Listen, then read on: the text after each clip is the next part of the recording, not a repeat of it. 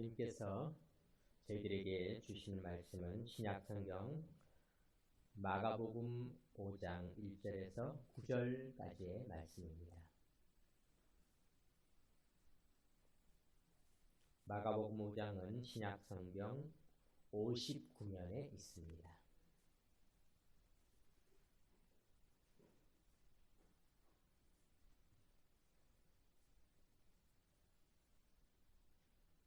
말씀을 저와 같이 교독으로 읽겠습니다.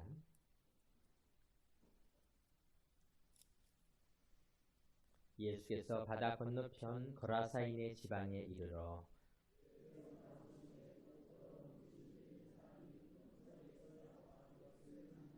그 사람은 무덤 사이에 거처하는데 이제는 아무도 그를 쇠사슬로도 맬 수 없게 되었으니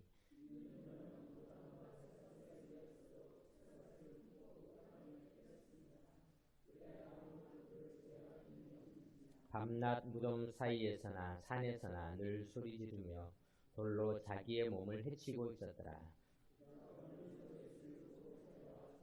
큰 소리로 부르짖어 이르되 지극히 높으신 하나님의 아들 예수여 나와 당신이 무슨 상관이 있나이까. 원하건대 하나님 앞에 맹세하고 나를 괴롭히지 마옵소서 하니 이는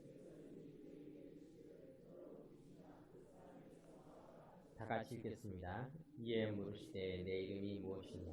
이르되 내 이름은 군대니 우리가 많은 민이다 하고. 아멘. 이제 우리 2024년 새해를 맞이해서 우리 교단의 전체 주제가 주여 치유하여 주옵소서, 치유하게 하옵소서. 우리가 이 치유에 대해서 살펴보고 있는데요. 1월 달에는 우리가 치유하시는 하나님, 예수님에 대해서 살펴보았고, 이제 지난주에는 치유를 경험했던 사람들에 대해서 우리가 한 분 한 분 살펴보고 있습니다. 오늘도 우리가 치유를 경험했던 사람에 대해서 살펴보도록 하겠습니다. 성경은 하나님께서 하셨던 큰일들, 하나님의 역사하심을 기록하고 있기도 하지만은 또 우리가 성경을 보면은 성경에는 악한 영, 사탄에 대해서도 여전히 기록되어져 있는 것을 보게 됩니다. 현대인들은 사실 귀신, 사탄, 악한 영 이런 것들, 또 전설, 설화 이런 것들에 대해서 그다지 신뢰를 하지 않습니다. 당연합니다. 우리가 이렇게 보면은 전설이나 신하들, 귀신들 이런 이야기들을 보면은 황당한 부분들이 참 많이 있습니다. 우리가 살고 있는 이 중랑구에만 해도 구청 뒤로 올라가면은 아주 좋은 길을 이렇게 만들어 놓았어요. 그래서 요즘은 베리어 프리라 그래서 장애가 없이 휠체어를 타고 올라갈 수 있는 그런 아주 좋은 데크로 만든 산책길이 있는데 그 길을 쭉 올라가다 보면은 장사바위라는 아주 큰 바위가 있는데 거기 가보면 참 그 이야기를 들어보면 황당합니다. 거기 묵 파인 부분이 있는데 그게 큰 장사가 거기에 무릎을 꿇고 있어가지고 하였는데 그 무릎을 꿇고 뭘 했냐면은 중랑천 물을 마셨다는 거예요. 야, 거기서 거기까지 물을 마시려면은 버스를 타도 한참을 가야 되는데 그 물을 마셨다. 이런 이야기들을 보면 우리가 생각할 때 믿기가 참 어려운 것이죠. 귀신들에 대한 이야기도 마찬가지입니다. 우리나라나 중국, 외국의 귀신들을 보면 귀신들도 나라마다 좀 차이가 있는 것 같아요. 중국 귀신들은 한때 강시라는 귀신이 있어서 팔을 앞으로 쭉 뻗은 다음에 이렇게 우스꽝스럽게 이렇게 걸어다니는 그런 귀신들. 또 한국 귀신들은 또 머리가 길어야 됩니다. 머리카락을 쫙 이렇게 풀어서 아마 울샴푸로 감으셨는지 모르겠지만은 머리가 달라붙지도 않고 쫙 찰랑찰랑거리면서 눈을 다 가려줘야 그래야 귀신이 되는데 이 머리카락이 좀 안 좋은 사람은 귀신도 되기 힘드는 거예요. 그래서 다 귀신들 모습을 이렇게 보면은 우리가 참 거짓됐다, 허황되다. 우리가 이런 존재들에 대한 것들은 그냥 하나의 지어낸 이야기로 이렇게 생각을 하게 됩니다.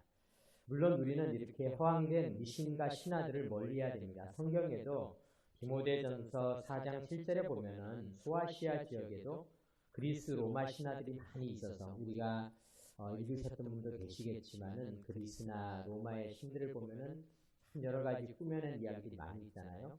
그래서 당시에 이런 신하들을 보고 있는 당시 수아시아, 에베소를 비롯한 여러 교회 교인들을 목회하고 있었던 디모데에게 바울이 디모데전서 4장 7절에 보면은 망령되고 허탄한 신하를 버리고 경건에 이르도록 내 자신을 연단하라, 이렇게 이야기를 하고 있는 것입니다.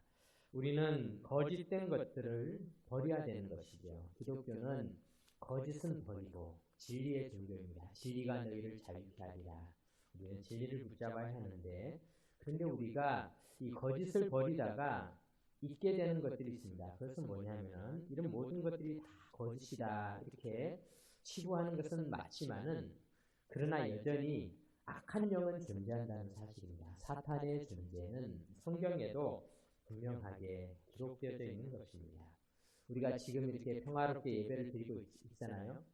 그런데 북한이 여전히 존재하고 우리가 여전히 위협 속에 있는 것이 사실인 것과 마찬가지로 지금 당장 내 피부에는 느껴지지 않는다 하더라도 악한 영은 여전히 영향을 끼치고 있다는 것입니다. 성경에 보면 그것이 다 기록되어져 있었어요. 수제자였던 베드로도 사탄의 그런 영향을 받았죠. 그래서 예수님께서 사탄아 내게로 물러가라 말씀하셨잖아요.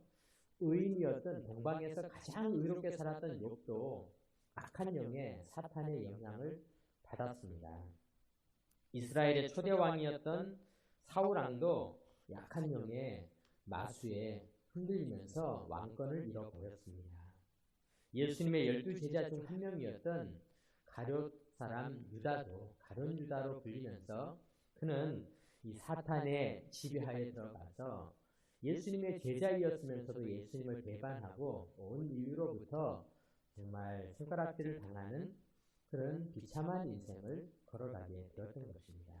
사랑하는 성도 여러분, 우리가 신화 이런 것들은 다 버리지만은, 그러나 악한 영, 사탄의 역사는 지금도 우리가 늘 깨어서 늘 우리의 마음을 조심해서 이 악한 영이 어떻게 우리를 괴롭히지 않도록 우리가 약한 영의 존재에 대해서는 우리가 늘 생각하고 기억하고 있어야 한다는 사실을 여러분들에게 말씀을 드리고자 합니다. 사탄은 우리 인생을 무덤과 같이 만듭니다. 오늘 본문에 보면 이 사람은 무덤 사이에 거하는 사람이었습니다. 본문에 보니까 예수께서 바다 건너편 거라사인의 지방에 이르러 배에서 나오심에 곧 더러운 귀신 들린 사람이 무덤 사이에서 나와 예수를 만나니라. 무덤 사이에서 나와서 예수를 만났다. 우리나라 무덤과 이스라엘 예수님 당시의 무덤은 좀 차이가 있습니다.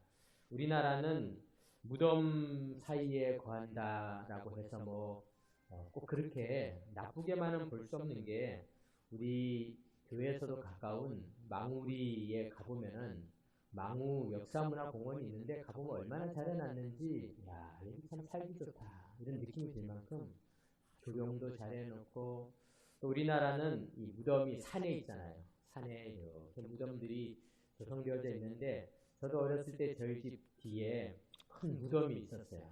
그 무덤에서 우리는 멋모르고 놀았어요. 어른들이 안 말려서 우리는 무덤 꼭대기에서 미끄럼 타고 촥 이렇게 잔디 슬라이딩을 하면서 놀기도 하고, 거기가 놀이터였어요. 너무 재밌었어요. 거기서 솔방울을 가지고 던지면서 야구를 하기도 하고, 거기에서 여러 가지 놀이를 하면서 즐겁게 지냈기 때문에, 글쎄요, 그 무덤이라고 하는 것이 물론 밤에는 사람들이 두려워하는 곳이기도 하지만은 그렇게 나쁜 곳은 아닙니다. 특히 우리나라는 무덤들이 있는 곳에 가보면 공기도 얼마나 좋은지, 공기도 좋고 산나물도 뜯을 수 있고 버섯도 채취할 수 있고, 나는 자연인이다도 찍을 수 있으면 아주 좋은 그런 장소니까 우리가 무덤 사이에 거한다라는 것에 대한 이미지가 그렇게 나쁘지는 않지만은, 예수님이 살던 그 지역은 우리나라의 무덤과 같은 그런 무덤이 아니라 동굴 안에 시체를 그냥 넣어두는 형식이었어요. 그러니까 그 안에는 한 사람의 시체만 있는 것이 아니라 그 가족들, 할아버지, 형제들, 아버지 이렇게 해서 여러 뼈들이 그곳에 묻히고 또 묻혀서, 그리고 난 다음 돌로 입구를 살짝 막아놓은 그런 어떻게 보면은 정말로 황폐한 그런 곳이었습니다. 그들이 무덤 사이에 사람은 사는 곳이 아니라 그 무덤은 정말로 사람들이 싫어하는 그런 장소였던 것이죠. 그래서 이 사람은 무덤 사이에 살고 있었는데 이것은 그의 인생이 얼마나 단절되어졌는지를 보여주고 있습니다. 가족들과 집에서 살아야 하는데 가족들은 다 떠나서 무덤 사이에 거하는 것이죠. 친구들과 관계가 다 끊어졌습니다. 인간관계가 다 끊어지고 고립된 채 무덤 사이에 살아가고 있는 이 가련한 사람의 모습을 보여주고 있는 것입니다. 사랑하는 성도 여러분, 여기서 우리가 이 악한 영, 사탄이 우리를 어떻게 괴롭히는지를 알 수 있는 실마리가 있습니다. 사탄은 우리를 단절시킵니다. 가족들과 사이를 단절시키고, 친구와 사이를 단절시키고, 여러 가지 세상에 있는 여러 가지 사회와 사람들과 인간관계들을 다 단절시키고 고립된 그런 죽음의 땅에서 살아가도록 하는 것이 이 사탄이 궁극적으로 우리를 향한 사탄의 목표라는 것입니다. 그러므로 우리는 어려운 때일수록 주님 앞에 기도하기를 우리의 가족들과 친구들과 우리의 관계들을 잘 돈독히 하는 것이 필요합니다. 사탄은 가족과의 관계를 다 잘라내는 것이 이 사탄의 방법인 것이죠. 이단들도 마찬가지입니다. 이단은 사실은 사탄이 역사한 종교라고 할 수 있습니다. 이단들은 사탄이 역사한 종교이기 때문에요.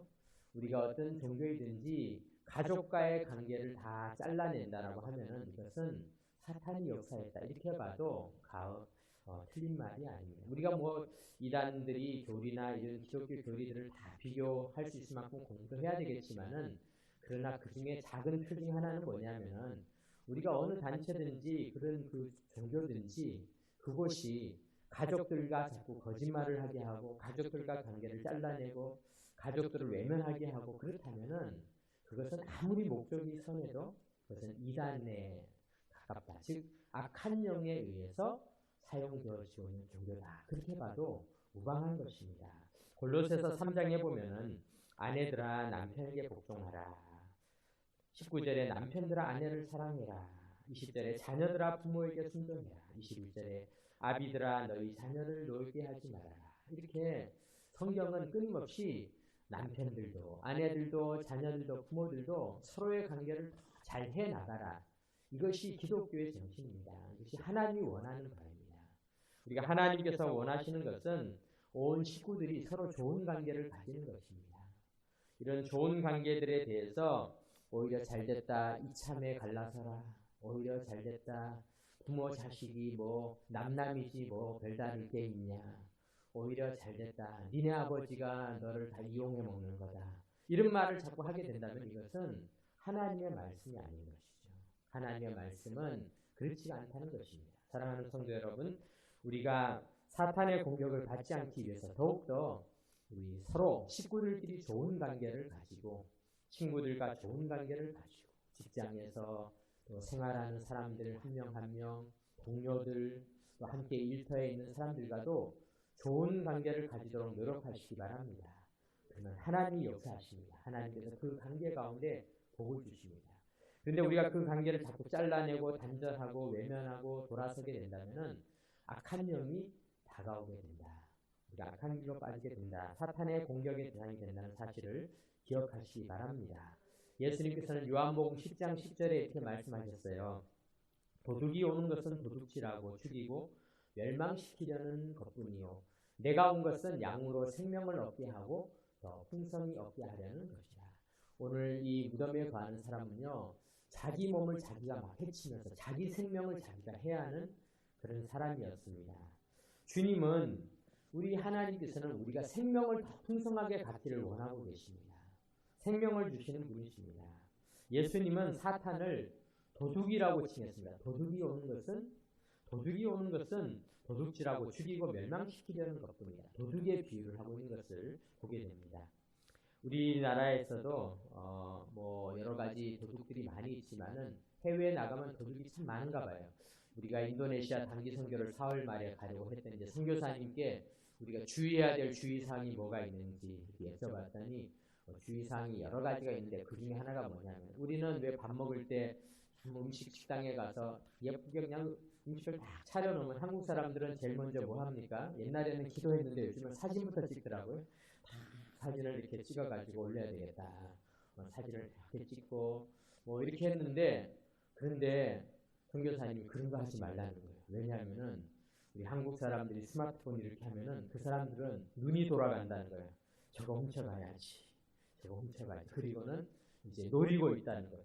우리가 길 가다가 멋있는 모습이 나오면 어른들은 꽃만 보면 다 찍지 않습니까? 아, 꽃이 피었구나. 그거 하지 말라는 거예요, 선교사님. 왜냐하면은 바깥에서 예쁘다 이렇게 하고 있으면은 도둑들이 야 저거 훔쳐가야지. 한국 사람들의 스마트폰과 여건은 도둑들의 표적이 되고 있다. 그런 주의사항을 주셨습니다. 이것이 참 도둑이 하는 일이야. 이 도둑은요. 우리가 언제 도둑이 올지 알면 얼마나 편하겠습니까? 대비하면 되지 않습니까? 도둑이 오늘 밤 10시 40분에 온다. 그럼 35분까지 편하게 지내다가 한 5분 동안 신경만 잘 쓰면 되지 않겠습니까? 그런데 도둑은 그렇게 오지 않는다는 것입니다. 귀신같이 오는 거죠. 귀신같이. 도둑이 오는 것은요. 도둑은 사탄이요. 귀신의 영향을 받았기 때문에 그것은 악한 영입니다. 그래서 우리를 공격해 올 때 정말로 귀신같이 우리가 알 수 없을 만큼 오는 겁니다. 아니 그 중에 더 수준 높은 도둑은 귀신이 곡할 만큼 귀신보다도 더 아주 그냥 귀신같이 와서 공격해가고 훔쳐간다는 것입니다. 그래서 사람들은 아차하는 사이에 돌아서 보니까 없는 것입니다. 그래서 외국에 여행 가서 소매치기를 당해본 사람이 그런 충격적인 말을 참 많이 하고 있습니다. 자기가 이렇게 핸드폰을 들고 전화를 걸고 있는데 어떤 사람이 오더니 길이 여기가 맞냐고 뭘 이렇게 하나를 팜플렛을 딱 보여주더래요. 그래서 아닌 것 같다고 그리고 나서 전화를 다시 하려고 했더니 없어졌다는 거예요. 어떻게 가져갔는지 아니 내 손에 들고 있는 거를 내가 빼가는데 내가 모르고 그리고 잊어버렸다는 거예요. 와, 도둑이라는 것은 참 대단하구나. 어떤 사람은 뭐 대회에서 카드를 결제를 하려고 카드를 꽁꽁 숨겨가지고 속에다가 집어넣어서 이렇게 속에다가 다 집어넣고 옷을 다 입고 이러고 있는데 핸드폰에 문자가 왔다는 거예요. 결제가 됐다고. 아니 언제 내 카드를 빼가지고 결제를 했는지 야 기가 막히다. 이 도둑이라고 하는 도둑은 우리의 생각을 초월하듯이 사탄이 바로 그렇다. 악한 세력들은 악한 영은 우리를 그렇게 괴롭힌다는 것입니다. 악한 영은 우리가 있는 이 장소, 심지어는 하나님께 예배드리기 위해서 이렇게 온 이 장소에서도 악한 영은 우리를 노리고 있다는 거예요. 어떻게 하면은 이 사람이 예배당까지는 왔지만은 하나님의 말씀을 듣지 않고 다른 것들을 하게 할까? 그런 생각들을 이 악한 영은 끊임없이 우리를 노리고 있다는 것입니다. 사랑하는 성도 여러분, 우리는 사탄의 공격을 받을 수 있다라는 사실을 꼭 기억하시기 바랍니다. 악한 영은 우리를 공격합니다. 오늘 본문에 등장하는 이 사람이 약한 영의 공격을 받은 것이죠. 그런데 우리에게 희망이 있습니다. 왜냐하면 주님께서는 이 사탄의 공격을 받은 우리를 위해 오셨습니다. 왜냐하면 주님은 치유하시는 분이시기 때문입니다. 오늘 본문에도 보면요. 주님이 이 사람에게 오셨습니다. 우리가 신앙의 신비가 있습니다. 신앙은 내가 예수님에게 간 것 같아요. 내가 오늘도 예배 드리려고 이 자리에 온 것 같지만요. 우리는 그렇게 생각합니다. 내가 오늘 이 예배를 드리기 위해서 멀리서 버스를 타고 차를 타고 지하철을 타고 이렇게 왔습니다. 이렇게 우리가 생각하지만 그것도 맞는 말이지만은 사실은 먼저 오신 분은 우리 주님이십니다. 주님이 먼저 오셨습니다. 내가 주님의 손을 잡은 것 같죠. 그런데 신앙의 신비 우리가 예수님을 알고 믿고 난 다음에 다시 한번 우리를 되돌아보면은 주님이 내 손을 잡고 있습니다. 이것이 신앙의 신비라고 하는 것입니다. 내가 주님에게 호소한 것 같습니다. 그런데요, 성경을 읽다 보면요, 우리 주님이 먼저 우리를 위해 호소하셨습니다. 주여 저들을 불쌍히 여겨 주시옵소서. 저들을 구하여 주옵소서. 우리를 위해서 우리 주님이 먼저 기도를 하셨습니다. 이것이 신앙의 신비입니다. 사랑하는 성도 여러분, 우리 인생에서 사탄의 공격을 받고 어려워할 때 우리가 꼭 기억해야 할 것입니다. 주님은 우리를 먼저 아셨습니다. 그래서 어떻게 하면 우리를 구원하실까? 우리를 손을 잡아 일으키실까? 아니면 우리를 이 어려운 상황에서 우리를 위해서 간구를 해주셨던 것입니다. 물이 높은 곳에서 낮은 곳으로 흘러가는 것처럼 주님의 은혜는 하늘에서 은혜가 내려옵니다. 주님은 우리를 위해 오셨습니다. 빌립보서 2장 6절에 그는 근본 하나님과 본체시나 하나님과 동등됨을 여기지 아니하시고 하늘에서 내려오셨습니다. 예수님께서는 찾아오셨습니다. 이 거라사에서 무덤 사이에 사는 사람을 찾아오셨는데요. 마가복음 우리가 5장을 읽었지만 4장에 보면 예수님께서 이 거라사인을 향해 어떻게 찾아오셨는가. 마가복음 4장 37절에 보니까 큰 광풍이 일어나며 물결이 배에 부딪혀 들어와 배에 가득하게 되었더라. 주님이 거라사 사람을 찾아오셨는데 그것도 배를 타고 찾아오신 거예요. 큰 물결이 일어나서 배를 운항할 수 없는, 오늘 같은 날은 배를 운항할 수 없습니다. 그런 날이었어요. 그런데 주님은 바로 그날에도 풍랑이는 바다를 건너서까지 찾아오셨습니다. 이것은 무엇을 알려주었습니까? 주님은 우리를 위해 오시는데 어떤 장애물이 있어도 다 뚫고 우리를 위해 오신다는 사실을 알려주고 있는 것입니다. 사랑하는 성도 여러분, 주님은 지금도 우리를 위해 오신다는 사실을 믿으시기 바랍니다. 내 믿음이 좋든지 나쁘든지, 오늘 이 거라사의 광인은 믿음이 있었겠습니까? 이 사람은 정말 어떻게 보면은 신앙적으로 보면요, 귀신 들린 사람이었습니다. 하나님의 손길과 가장 먼 사람이었습니다. 그런데 그분을 향하여서도 오셨다면은 오늘 우리 주님께서 우리를 위해서 왜 안 오시겠습니까? 주님은 우리를 위해서 오시는 분이십니다. 그런데 그 풍랑이는 그 배에 예수님만 계셨는가? 아니, 그게 아니라 마가복음 4장에 보니까 38절에 예수님께서 그 배에 타서 이제 너무 피곤해서 건물에서 배를 주무시고 계실 때 제자들이 주님을 깨우며 선생님이여 우리가 죽게 된 것을 돌보지 아니하시나이까. 주님께서는요, 제자들도 전부 위험에 처한 그 어려운 상황에서 제자들의 목숨까지 위태한 상황에서도 이 거라사의 무덤 사이에 거하는 사람을 위해서 찾아오셨다는 것입니다. 우리가 지난 주일에 우리 교회 생일을 맞이해서 교회에 대해서 잠깐 말씀을 드렸는데 오늘도 우리가 이 말씀을 통해서 우리 교회에 대해서 좀 생각을 해보겠습니다. 주님의 제자들은 우리 교회의 공동체의 선배들이죠. 예수님의 12제자들이 교회를 설립하셨던 그런 주님이 12제자를 통해서 베드로와 또 제자들을 통해서 교회를 세우셨다고 했을 때 이 제자 공동체는 우리의 교회를 상징하고 있습니다. 그런데 예수님께서는 한 영혼, 악한 영에 의해서 공격을 당하는 한 영혼을 구원하기 위해서 제자 공동체가 위험을 당하는데도 불구하고 데리고 가셨다라는 사실입니다.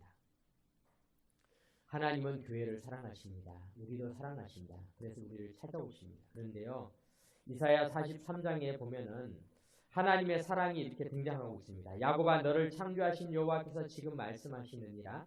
이스라엘아 너를 지으신 이가 말씀하시느니라.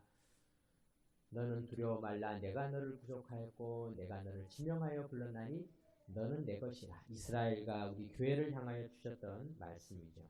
그런데 이 말씀에 보면은 이 말씀의 4절에 가보면 이렇게 기록되어 있습니다. 내가 내 눈에 보배롭고 존귀하며 내가 너를 사랑하였은즉 내가 내 대신 사람들을 내어주며 백성들이 내 생명을 대신하리니.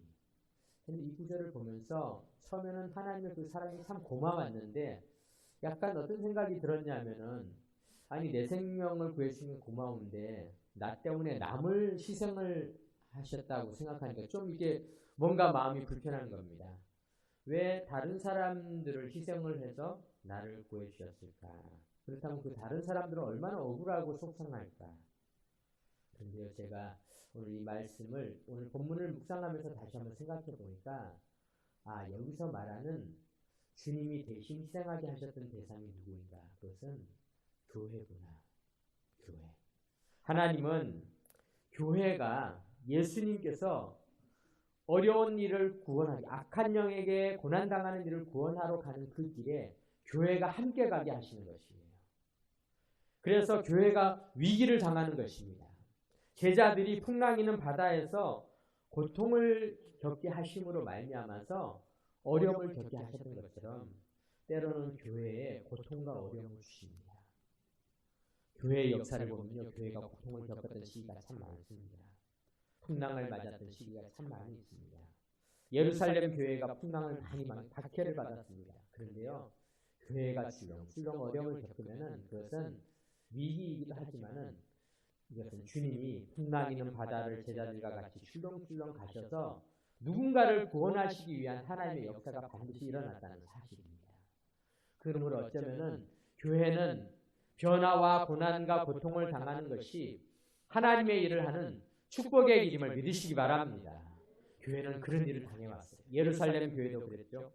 안디옥 교회도 지도자들이 교회를 떠나가지고 금식하고 떠나게 되었는데 그렇게 함으로 말미암아서 소아시아 많은 지역에 복음이 전해지는 그런 역사가 나타났습니다. 사랑하는 성도 여러분, 우리는 교회입니다. 교회는 어려움을 당할 수가 있습니다. 그러나 그 어려움이 오히려 주님의 귀한 일을 하는 축복의 길임을 믿으시기 바랍니다. 그런데 교회가 이렇게 어려움을 당했으면 뭔가 효율적으로 우리가 이 정도 희생을 했으니까 주님께서 거라사에 가셔서 수많은 영혼들을 구원하셨으면 얼마나 좋을까. 그런데 이상하게 주님께서는 거라사에 가셔서 무덤 사이에 거하는 이 사람 한 명만 딱 고쳐주시고 오셨어요. 사람들은 생각할 것입니다. 너무 이것은 비효율적입니다. 경제적으로 이건 너무 손해가 큽니다. 12명의 목숨을 그냥 담보로 가서 겨우 한 명만 구원했다는 것은 너무 비효율적이 아닙니다. 그런데요, 교회가 하는 일은 비효율적인 일이 참 많이 있습니다. 미국 역사상 미국엔 지금 남신내교가 지금 미국의 교세가 제일 큰데 미국 신내교 역사상 최초로 파송된 선교사 중에서 아도니람 저드슨이라고 하는 이 버마, 오늘날의 미얀마죠. 얼마 전에 우리가 이제 미얀마에 그런 어려운 일을 겪었던 것을 우리가 기억하시는 분도 계실 것입니다. 거기 미얀마의 또 소녀 중에서 완이파라고 하는 소녀가 노래를 우리나라 노래도 이렇게 부르면서 우리가 미얀마의 그 국민들의 아픔들에 동참하기도 하고 그랬던 일이 있는데요. 그런데 이 미얀마에 복음을 전하러 갔던 저드슨이 파송을 받아서 갔는데요. 그가 1813년에 사역을 시작을 했는데요. 그런데 1819년까지 그가 7년 동안 열심히 사역을 해서 한 명이 세례를 받았대요. 한 명. 우리가 생각하기를 우리 선교사님께서 거기에 가셨는데 우리가 구원다고 기도도 해드리고 다 이렇게 했는데 7년 동안 딱 한 명이 세례를 받았다. 그러면은 사람들이 생각하기를 이거는 좀 너무 비효율적입니다. 선교사님이 제대로 못하시는 거 아닙니까? 그러면서 아마 우리나라 교회에서는 그렇게 했을 수도 있어요. 선교사님 좀 다른 일을 좀 알아보시는 게 어떻겠습니까? 너무 비효율적입니다. 7년간 고생하신 건 인정을 하는데 그래서 어쩌면 비효율적이다 이렇게 비난을 받을 수도 있는데요. 그런데 이 저드슨 선교사님은 비록 7년 동안 한 명만 세례를 주었지만은 계속 교회에서 기도해주고 후원해주어서 마침내 그가 나중에는 이 미얀마의 복음을 잘 전할 수가 있었고 미얀마의 성경을 번역하고 미얀마 사전을 만들고 찬송가 책을 2권이나 만들고 특별히 이 선교사님께서 카렌족이라고 하는 족을 잘 전도를 해서 미얀마 사태가 일어났을 때 우리가 그곳에 있는 기독교인들 카렌족의 존재에 대해서 알게 되지 않았습니까? 그 와니아라고 하는 그 어린 여가수도 이 카렌족 출신입니다. 그런데 이와 같이 복음이 전해지는 것은 그런 것입니다. 신비한 것입니다. 어떻게 보면 비효율적인 그 자리에 우리 하나님께서는 교회가 되게 비효율적으로 보이는 일을 하게 하십니다. 그런데 사랑하는 성도 여러분, 우리는 효율적이라고 비효율적으로 생각하지만 우리 하나님은 우리의 생각을 뛰어넘으시는 분이세요. 절대 비효율적이지 않죠. 오늘 본문에도 보면은요, 주님께서 고치셨던 이 한 사람이 나중에 어떻게 되었는가? 마가복음 5장 20절에 보면은 이렇게 기록하고 있어요. 그가 가서 예수께서 자기에게 어떻게 큰 일 행하셨는지를 데가볼리의 전파하니 모든 사람이 놀랍게 여기더라. 데가볼리라고 하는 것은 하나의 도시 이름이 아니라 데가는 이제 데카라는 말이죠.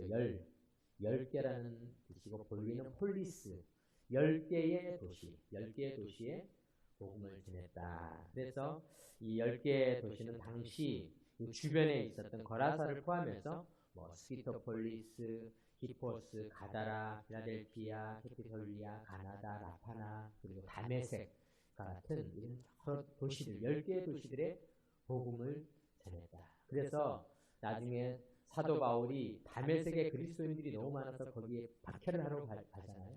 그 다메섹 사람들도 바로 여기에서 시작되어서 복음이 전해졌으니까 이 한 사람을 통해서 얼마나 큰 축복이 이어졌는지를 우리가 짐작해 볼 수 있는 것입니다. 오늘 말씀을 마무리 짓겠습니다. 우리가 치유하시는 우리 하나님에 대해서, 우리 주님에 대해서 살펴보고, 그리고 오늘은 우리가 치유를 받은 사람에 대해서 살펴보고 있습니다. 우리 주님은 오시는 분이십니다. 지금도 치유가 필요한 자들에게 오십니다. 우리를 위해 오십니다. 나를 위해 오십니다. 내가 약한 부분이 있다면 우리 주님 오시옵소서 기도하시기 바랍니다.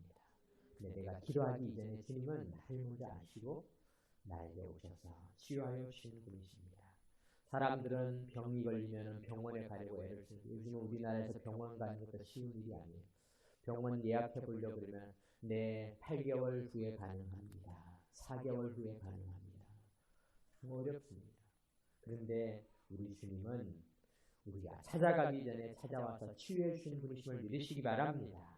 주님은 우리를 치유해 주시기 위해서 온갖 위험을 무릅쓰고라도 찾아오시는데, 특별히 주님은 사탄의 공격을 당한 사람을 치유하시기 위해서 교회와 더불어 함께 가시는 것입니다. 교회는 이런 주님의 치유하는 공동체입니다. 비효율적이고 공격을 당하지만은 교회가 하는 일이 바로 그것입니다. 마태복음 16장 18절에 또 내가 내게 이르노니 너는 베드로라. 내가 이 반석 위에 내 교회를 세우리니 음부의 권세가 이기지 못하리라. 교회의 역할이 무엇입니까? 악한 영으로부터 우리를 지켜주시는 하나님께서 교회에 머무는 자들을 통하여서, 교회를 통하여서 음부의 권세를 물리쳐 주시는 것입니다. 사랑하는 성도 여러분, 2024년 우리 주님께서 우리 교회를 통하여서 또 다른 영혼들을 구원하고 치유하는 그런 교회, 사탄의 악한 권세, 도둑과 같이 괴롭히는 이 사탄, 가정을 무너뜨리고 파괴하며 무덤 사이에 거하며 자기를 해치고 살아가는 이 땅의 많은 아프고 연약한 영혼들을 회복시키는 일에 동참하는 우리 교회가 되시기를 주님의 이름으로 축원합니다. 아멘. 기도드리겠습니다. 하나님 아버지 감사드립니다. 오늘도 우리 주님께서 치유하셨던 그 치유의 현장 속에서 치유를 경험했던 거라사의 한 작은 영혼에 대해서 우리가 생각해 보았습니다. 주여, 오늘도 우리 교회가 이와 같은 영혼들을 향하여 나아가는 그런 교회가 되게 하여 주옵소서. 풍랑을 다 이겨내고 마침내 구원해 주시는 그 주님의 손길들을 경험하는 역사가 나타나게 하여 주옵소서. 우리 주 예수 그리스도의 이름으로 기도드립니다.